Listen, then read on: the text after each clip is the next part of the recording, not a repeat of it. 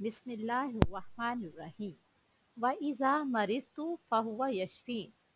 और जब मैं बीमार होती हूँ तो वो मुझे शफा याब करता है। हम मुसलमान हैं, हमारा अल्लाह ताला पर पुख्ता यकीन है और हमें ये भी पता है कि जब हमें कोई तकलीफ आती है या हमें कोई मुसीबत आती है तो उसको दूर करने वाली ज़ात भी अल्लाह ताला की है। लिहाजा जब हम बीमार होते हैं तो हमने डॉक्टर्स के पास भी जाना होता है, मेडिसिन भी लेनी होती है, लेकिन उसके साथ साथ जो सबसे ज़्यादा ज़रूरी है वो हमने अपने अल्लाह को पुकारना है, हमने अपने रब को पुकारना है, क्योंकि बीमारियों से सेहत तंदुरुस्ती अता करने वाली ज़ात अल्लाह ताला की है। तो आज हम एक मुख्तसर सी दुआ पढ़ेंगे जो अल्लाह ताला से हमने मांगनी है कि अल्लाह ताला हमें बीमारी से शिफा याब करे। मुख्तसर सी दुआ है, तो आइए हम इस दुआ को पढ़ते हैं।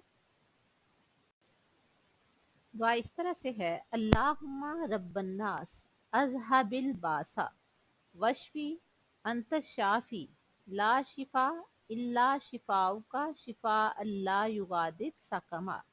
फिर देखें, अल्लाहुम्मा रब्बन्नास अज़हबिल बासा वशफी अंत शाफी ला शिफा इल्ला शिफाउका शिफा अल्ला युगादिर सकमा।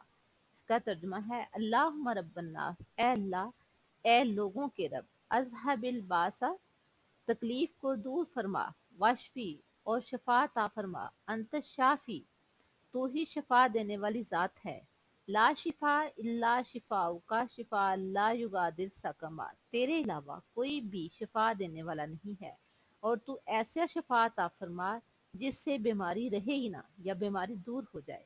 ये मुख्तसर सी दुआ है।